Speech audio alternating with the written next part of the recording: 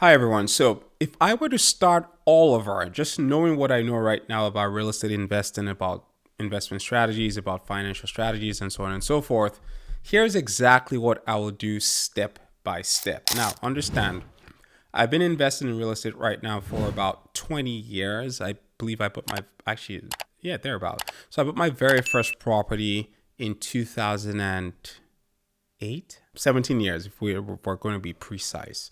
And I've learned lessons over the last 17 years, right? Whereby I bought my first property, I lost it all due to some foreclosures, and I started rebuilding again once I sort of crossed over that 7 year history that gets reported on your credit that really prohibits you from getting good rates as it relates to like mortgage and buying more properties, right? So I've learned a few things. I've studied the market. I've done the academic research, but I've also had personal experience right now.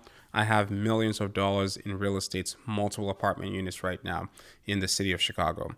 So I know good amount of stuff right now. Now, if I were to start all over again, step by step, now understand everything that I'm about to share with you right now isn't novel, right? It's pretty accessible information that you can get, but you don't have to go through the experiences that I've gone through, because the whole point here is that I can take my knowledge, my experiences, I can share that with you, and you can mix that with your faith, and you can actually get ahead in life in building transgenerational wealth and building a portfolio that will change your financial trajectory and the trajectory of the descendants after you in life. Now, you don't have to have millions of dollars right now.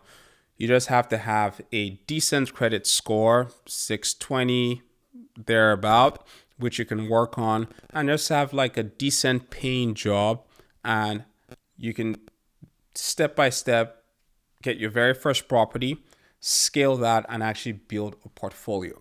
Now, understand this, and I've said this and I keep saying this over and over when I'm talking to people, is that real estate is a long-term strategy. Real estate is not one of those investment vehicles that you get into because you're trying to, quote unquote, get rich quick. And I think for a lot of people, when I run through numbers on investments as it relates to real estate, it's sort of, turn off's not the right word, but it's not as enticing. It's not as exciting as like, the stock market or crypto or some of the other investment vehicles that are out there, right? But it's consistent, it's steady, it's not volatile, but it's quote unquote guaranteed to produce wealth for you. That much I can tell you for sure as it relates to real estate, right? So keep that in mind. Just need a basic income. And one of the things that a lot of lenders are looking for, as I get right into it, is your debt to income ratio, right? So if you say, for example, are making $72,000 a year, so that's about $6,000 a month. On average, in its most basic form, lenders don't want your total expenses to exceed about 50% of that. That's your debt to income ratio, right? So your bills that you're paying, the debt that you have, and so on and so forth, all of that should not really be more than 50%. So $72,000 a year, that's $6,000 a month. It should not be more than $3,000. And the balance of that is what would then allow them to qualify you for how much you can afford as it relates to a mortgage. So that and a track record of being able to pay bills on time, which is your credit score. And there are so many different things that go into how your credit score is being calculated. But let's say you're, 620, 630, 640, the higher the better. So I would say definitely you want to target a credit score that's 650 and above. Shows payment discipline, shows prudence with using debt and things of that nature. Work on that. That then becomes critical in terms of how you build your strategies. First, then let's talk about the mindset, right? So wealth begins with perspective. You have to stop thinking like a tenant. Tenancy is this concept of you not owning anything, but you're paying rent. So you're not an owner. So you have to shift your mindset from tenancy to ownership. Wealth is created through ownership. if you are going to break financial barriers in your life, if you're going to break into the higher economic classes, then you're going to have to shift your mindset into this mindset of ownership. Start thinking ownership. And one of the basic ways to get into ownership, right? Whether that's, and when I talk about ownership, ownership gives you the right to use. It gives you the right of participation, right? So it could be intellectual property ownership or real estate ownership as it pertains to the context that we're talking about. Right. So you got to shift your mindset and say to yourself that, how do I become an owner in the community that I live in right now? The other thing that's important here is you don't have to wait for perfect timing. And this one's a pretty important, albeit a very basic principle, because what I'm about to share with you right now, you have to understand that your very first property that you buy is about education. It's about you learning. It's about a proof of concept. Think about this as the seed principle, because when you do get the seed principle, you can then take that principle and then you can multiply it. You can build a system for multiplication, and that's where you then start accelerating the wealth that you're creating. So don't worry about perfect timing. You focus on how can I get right into it immediately and make a commitment to do that immediately. Now, cash flow trumps aesthetics. One of the things that I tell people, which we'll get into as I share about the step-by-step guide here, is when you're buying this investment property, you got to shift your mindset from all the things that I like and appeal to me. I think for many people, that's what keeps them away. It's like, oh, I don't really like the color of this house. I don't like how many bedrooms. Don't worry about that.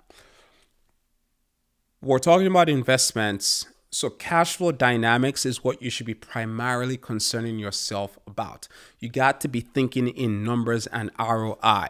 That's how you have to shift your thinking. Now, this is a very, very critical and important aspect of the mindset that I'm talking about right now. People, when they're searching for properties, are looking about, oh, I don't really like it. It's not a pretty property. Look, you don't have to like it, but if there are people out there who would pay to rent that property and the cash flow dynamics make sense and the return on your investment makes sense, that's a deal you should definitely be doing. And that's a deal that you should be thinking about. Now, other thing about mindset, and I touched on this a little bit, is the perspective. Real estate is not a quick get rich quick scheme. Real estate is about consistency, it's about stability, and it's about long term. I use the words, it's about creating generational wealth, and a generation is about 40 years. And if you think about the fact that a generation is about 40 years, you have to be thinking long term. One of the things that I've learned personally is usually when I do deals, I don't necessarily care about what happens in the first 2 years. In fact, I am totally just agnostic to what the ROI is on 2-3 years, right? Because real estate it's not designed to be this ATM that a lot of people have turned it into. It's a long-term wealth creation vehicle. Actually, there is academic research and academic data that shows that the optimal hold period for real estate is about 7 years. At that 7-year mark, you're almost guaranteed to always make money if you hold real estate that long. And the longer you hold real estate, the better it is for you for the most part. There's a saying that goes that, old money doesn't sell real estate except they're running into financial troubles, right? Or except there's someone in the generation that's squandering the wealth. Generally speaking, people have assets in their family for hundreds and hundreds of years if it's old money, and that's how they're thinking about it. So they're not thinking about like a property that I'm going to buy right now, and then I'm going to use that property to get rich in about 2 to 3 years, right? And that's how you also have to shift your thinking. So think long term. Think 5 to 10 years with everything that I'm telling you right now. So shift your mindset into that, right? So I'm sharing with you strategies. I'm sharing with you tips. You have to then respond in faith. So I need you to get your imagination working. I need you to get your faith released. This is what you've been praying about. And what I'm going to share with you is going to be transformational. So number one is house hacking. House hacking. Now, what's house hacking? It's this idea of being very, very scrappy so you can get into your very first investment property. Here's how I do it. Now, remember, the very first property is for educational purposes only. It's your proof of concept. This is how you're going to learn the game, and you're going to then rinse and repeat this. So if I were to do this all over again, my very first property, I will buy it as an investment property. Whether that's a condo, a 2-unit, or 3-unit, or 4-unit, I'm going to buy something with cash flow dynamics in mind.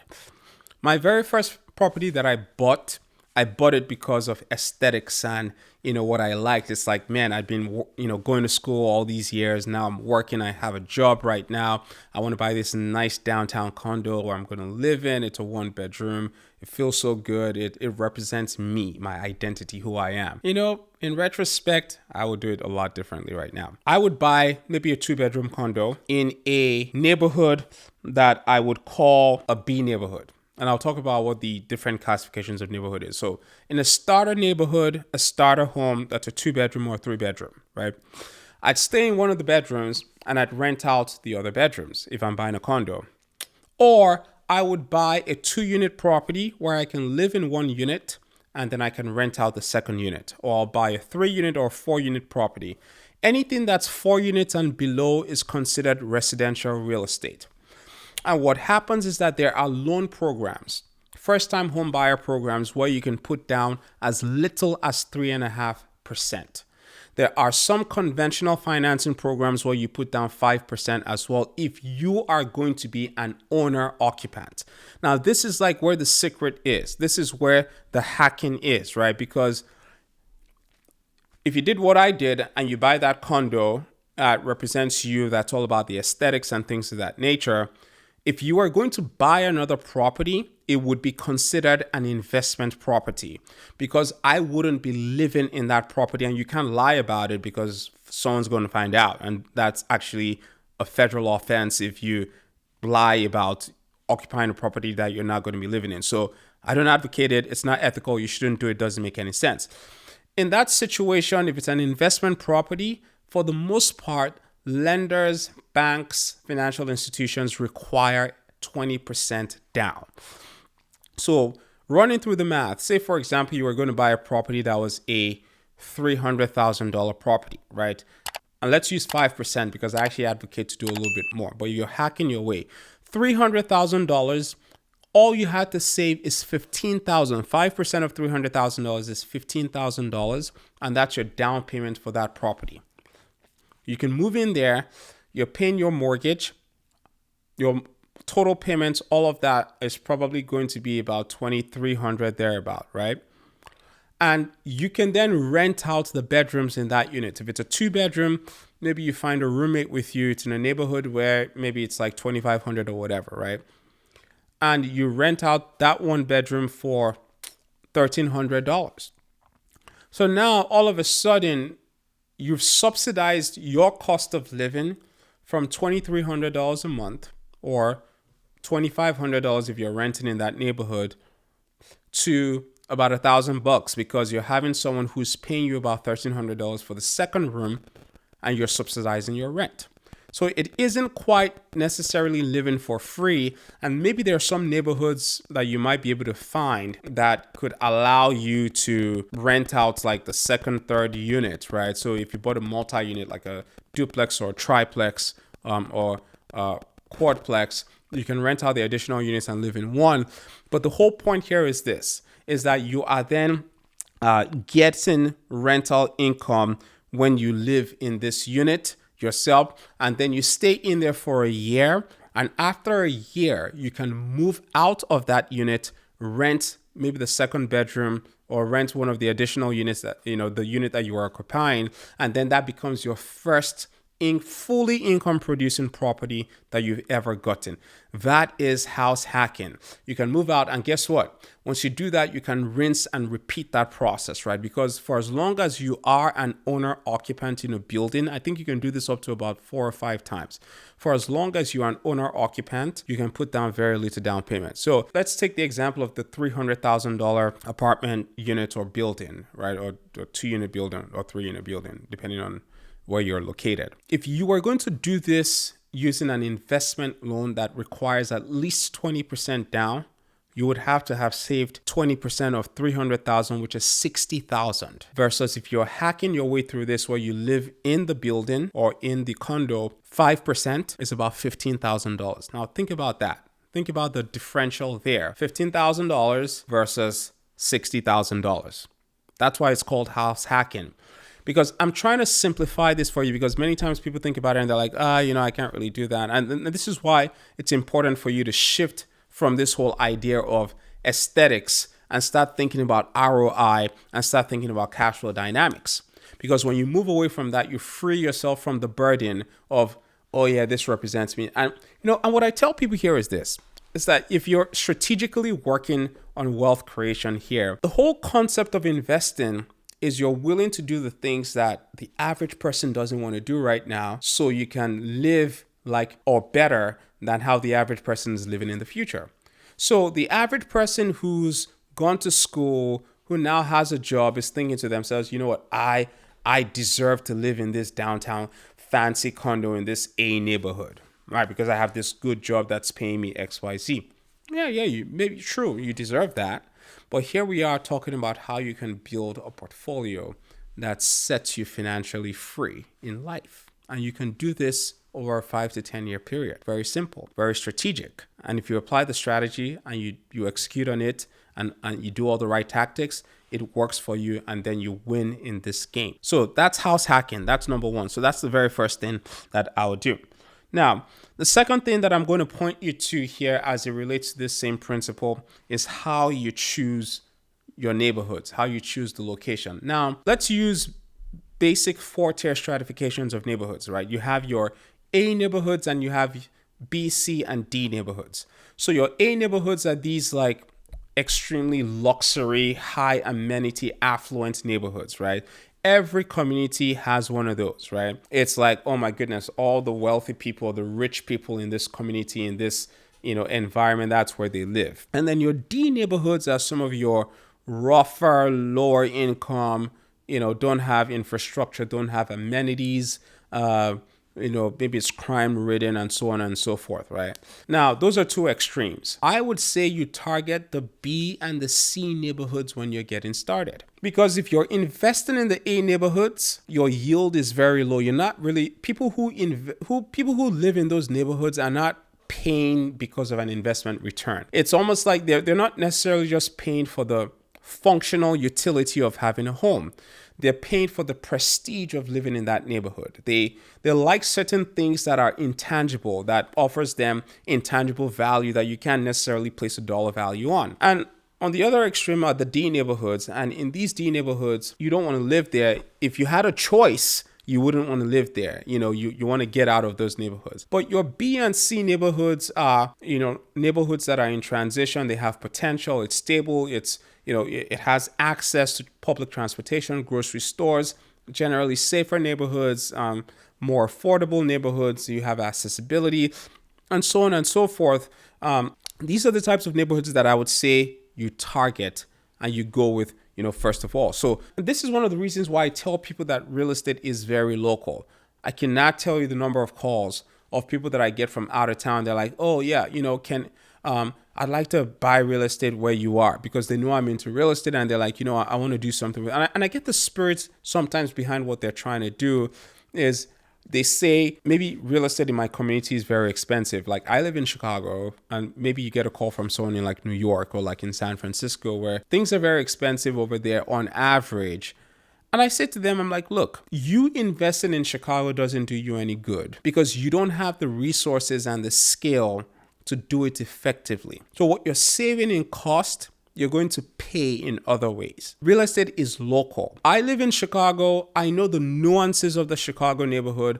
I know the neighborhoods that I prefer, the neighborhoods that I'm comfortable with, and I can make these choices, right? So I'm not just looking at a map or like reading the news. Like one of the things that trips me the most is like when people read about crime in Chicago, they're like, they make it seem like every single day I'm having to dodge bullets to get home. It's not what it is. Like I generally know the neighborhoods, but if you don't live in the city, you don't understand these nuances, right?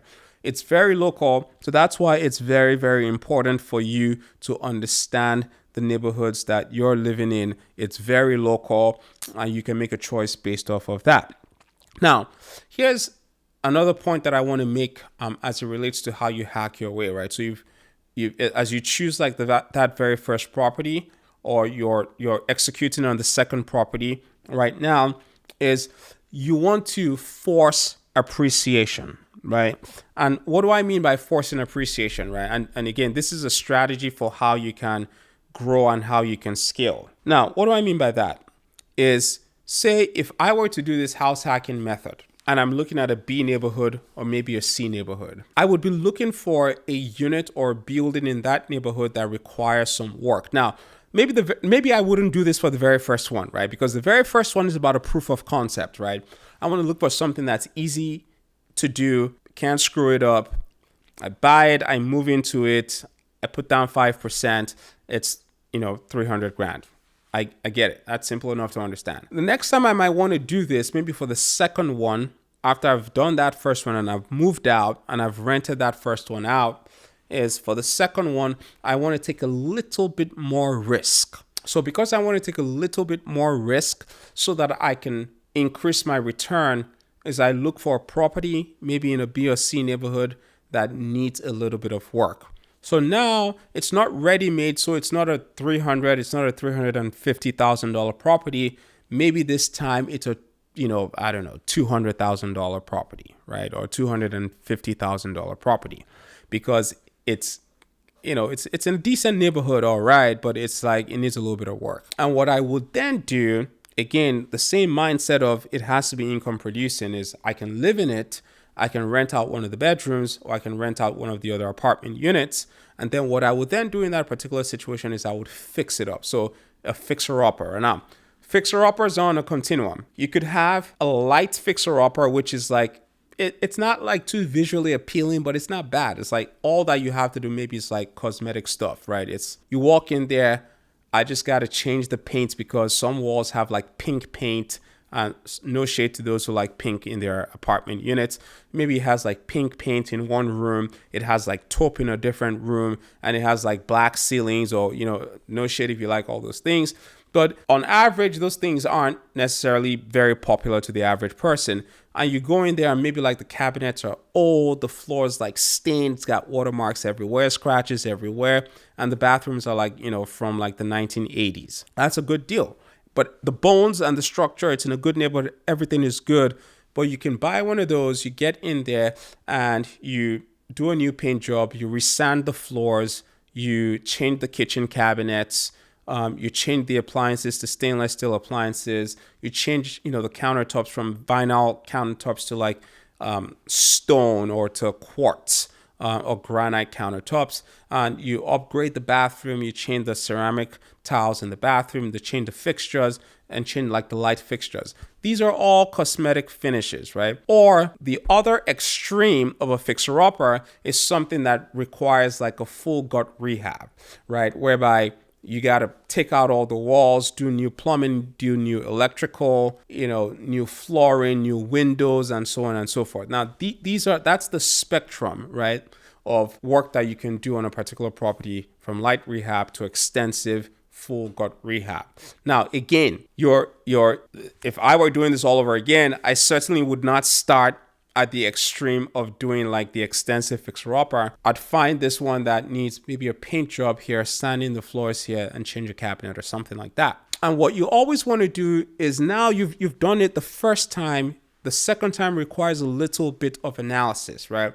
What you want to do is you want a situation whereby your total costs allows for like a margin between your purchase price and your repair costs versus what the after repair value is. Now, let's bust out the calculator right now because we actually need it in this particular situation. So say, for example, you buy a fixer-upper, right, that costs you, $250,000, right? And now you have to put down an additional $50,000. So your all-in cost here is $300,000. You want to make sure you have a margin of error of like 20 to 30%.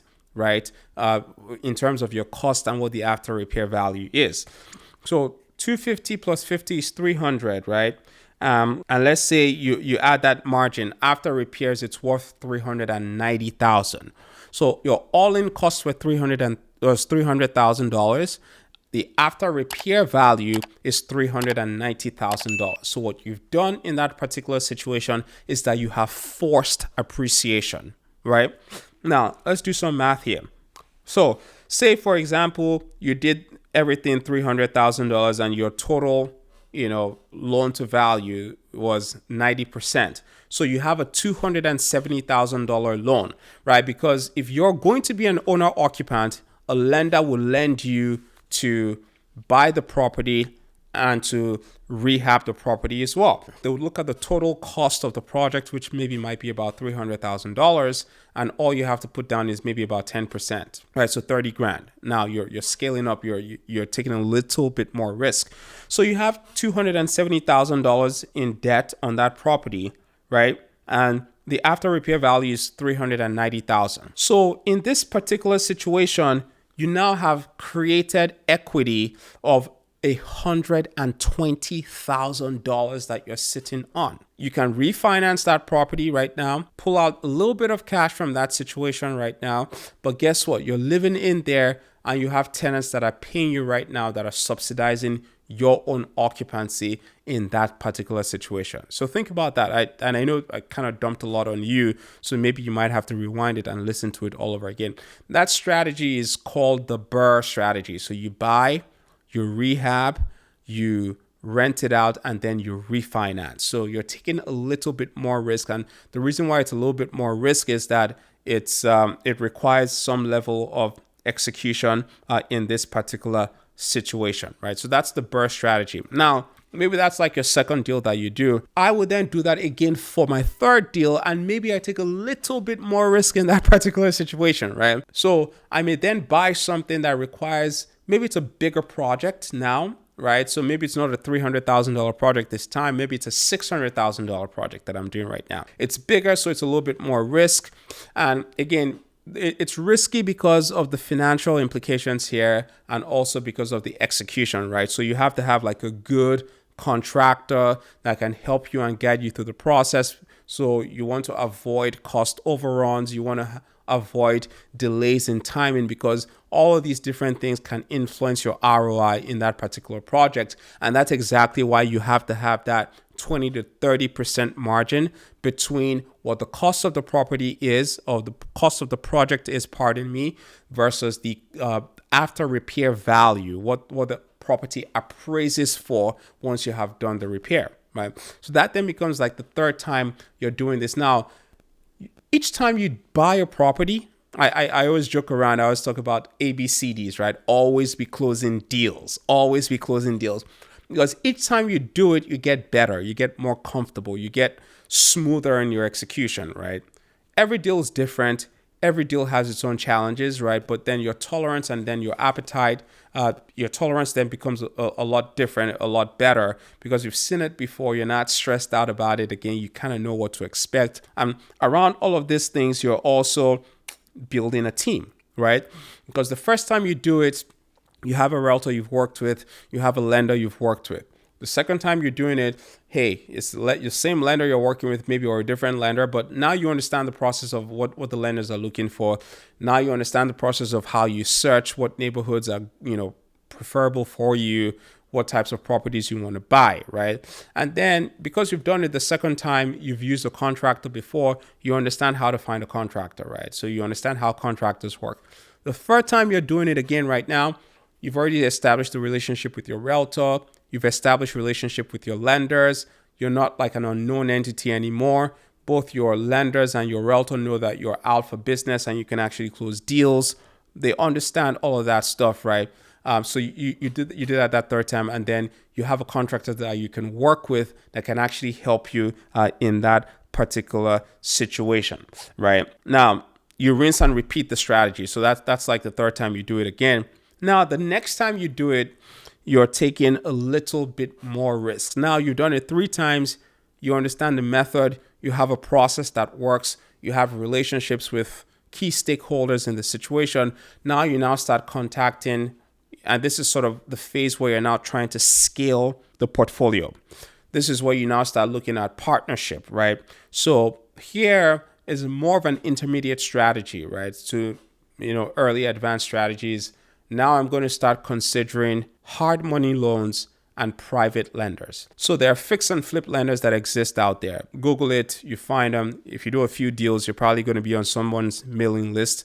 Your realtor probably has like contacts, right? And what you want to do in that particular situation is there are people out there who would say, I would loan you 80% or 90% of the project cost for you to do a fix and refinance loan. And then, so say for example, you want to do like a $500,000 project, right? And you find a lender that says we would loan you up to 85% of the project cost, right? So it's like, well, it's a $400,000 property and maybe it costs $100,000 to rehab the property. So that's total project cost of $500,000.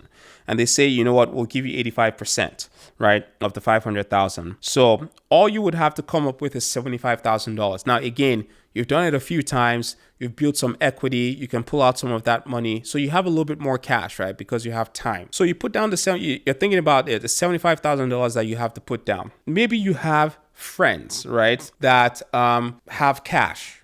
Great strategy. So you have the lenders there that would loan you the 85%, and you're thinking like, okay, well, how do I get the 15% of the 500,000? Go to friends, go to family members, borrow that 75. Maybe you don't have, maybe all you have is 25 grand. Borrow $50,000 and you say, you know what, I'll pay you 8%. I'll pay you 10% if you give me this money for a year. It's a decent return. They have $50,000 sitting in the bank account. It's not doing anything for them. You take that money from them. Promise them the 10%. Now, the reason why you're taking a little bit more risk even from before here is the hard money lenders can be very aggressive, right? The fees, if you default on your payment or if you hold that loan longer than term, it could be very, very expensive. So you have to know what you're doing. But this strategy is built on the idea that you've done it a few times, you have the right relationships, you know exactly what you're doing right now. At least you have good knowledge of what you're doing right now. But here in this particular situation, you can scale very fast.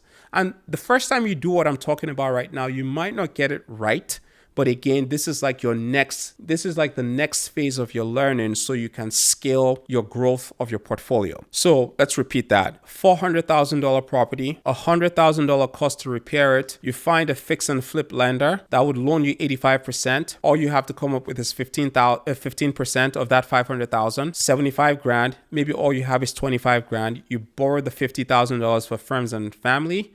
You pay them an interest rate of 10%, 11%, whatever you agree with them on in a year, and you do the rehab of that project. Always best to do something where you can create value. You do the rehab, you get the property all fixed up. Maybe it's a 2-unit property. You put a tenant in that situation. Now you're not buying this property because you want to occupy it. Now this is purely an investment property, right?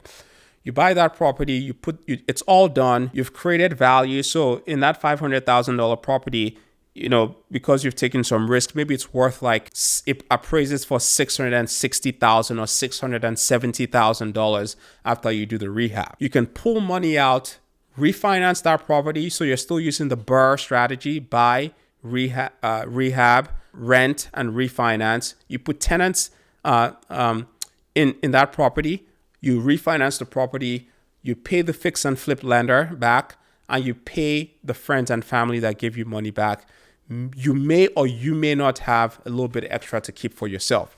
But the point that I'm trying to make here is now all of a sudden you've gotten a $650,000 to $670,000 property with only 25% down. So it's still about $25,000 down. So you're still putting down less than 5% of your own money. Now you're using other people's money to scale. If you do that well, you can do it again. You rinse and repeat that process again. You do it a couple more times. Now you're building significant equity across all your different holdings and rental properties, right?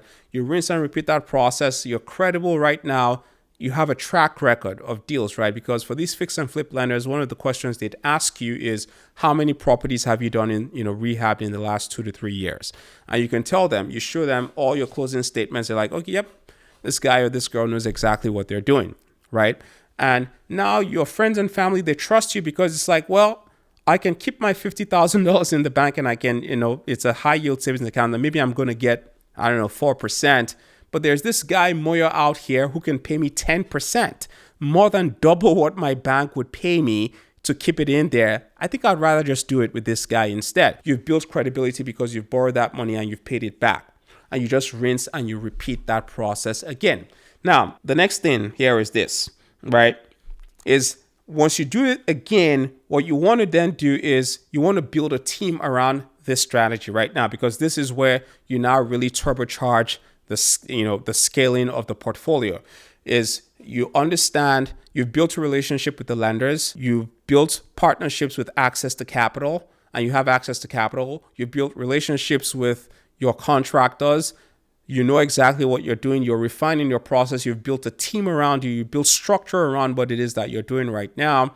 And you then just rinse and repeat that process. I can get into more advanced strategies, but if you do this over like a 5-year period or over like a 10-year period, and maybe now all of a sudden you've built a portfolio of $3 million that has about $1 million in equity in there. One of the things that you can then do is you can go to a conventional bank or a traditional lender or traditional bank, and you can say, hey, I have all these properties. I'd like to get a line of credit against the equity in these properties. And the banks will say, okay, yeah, sure. You have $1 million in equity. Here's what we're going to do. We're going to give you $500,000 in a line of credit. And now it's no longer expensive money. It's cheaper money. They probably lend to you at like prime rates, which is right now about 7.5% plus, 25 basis points. So your total all-in costs would be about 7.75% or 8%. And you can then do deals all day long, right? Because now you can still have your partnership with friends and family, but you can then do cash deals. You can go into the auction right now and you can buy properties at the auction where the competition is low because it's not being sold on the MLS. So you can buy from wholesalers who just require like upfront cash payments, because these lines of credit, you can access the cash in them within 24 hours. And then you rinse and repeat that process, and you do it over and over and over and over and over again. Now, there's a principle in scripture that undergirds everything that I'm saying. Apart from the fact that owning real estate is a core part of the blessing of God, the Bible tells us in Luke 16, Jesus was teaching a principle that if you're faithful in little, then you will be faithful in much. And this is what I've learned, is that if you continue in the process, you learn, you tweak, you re-strategize, you execute, and you keep doing this over and over and over again, your faithfulness step by step is ultimately what's going to allow you to be a more faithful steward with a much larger portfolio of real estate assets. So don't let fear inhibit you right now. It's all about getting started. And that's why I said to start with the house hacking principle. It's to start from there and rinse and repeat the process. You use the basic strategies, the beginner strategies, and then you can start embracing the intermediate strategies and push into the more advanced strategies. You see people that have 50 apartment units, right? 100 apartment units. And you're thinking, oh my God, how did they do it? It took time. It took consistency. It took learning. It took discipline. But the most important thing is that they started and they continued. And that's exactly what you have to do. You start, remain consistent, and just keep doing it. Keep learning, keep executing on it. My charge to you and my challenge to you right now is to take the nuggets from this video and get started on your journey of building and scaling a real estate portfolio. Hope you found this helpful. If you did, I encourage you to give this a like and kindly subscribe to my channel, because it helps with the algorithm and it helps with letting the algorithm know that you found this useful and interesting. And please share this with somebody else that would find this beneficial. God bless you all, and see you next time.